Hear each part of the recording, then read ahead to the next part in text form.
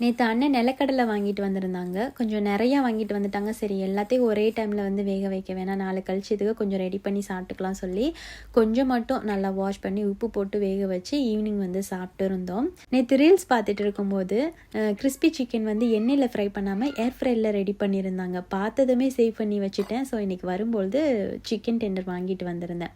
அதில் வந்து அவங்க சொன்ன மசாலா எல்லாமே மேரினேட் பண்ணி வச்சுட்டேன். என்னென்ன மசாலா போட்டேன் அப்படின்னு சொல்லிட்டு ஃபஸ்ட் கமெண்டில் பின் பண்ணுறேன், செக் பண்ணி பாருங்கள். ஒரு 10 மினிட்ஸ் கழித்து அதை பொட்டேட்டோ ஸ்டார்ச்சில் வந்து 2 பக்கமும் திருப்பி ஏர் ஃப்ரையில் வந்து அப்படியே வச்சாச்சு.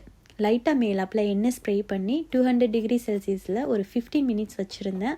அப்பப்போ இடையில வந்து அதை திருப்பி விட்டு மறுபடியும் எண்ணெய் வந்து ஸ்ப்ரே பண்ணியிருந்தேன்.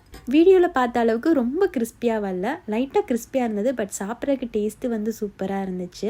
நம்ம எண்ணெயில் வந்து ஃப்ரை பண்ணி சாப்பிடாமல் கொஞ்சம் ஹெல்த்தியாக சாப்பிடணும் அப்படின்னா கண்டிப்பாக இந்த ரெசிபியை வந்து ட்ரை பண்ணி பார்க்கலாம்.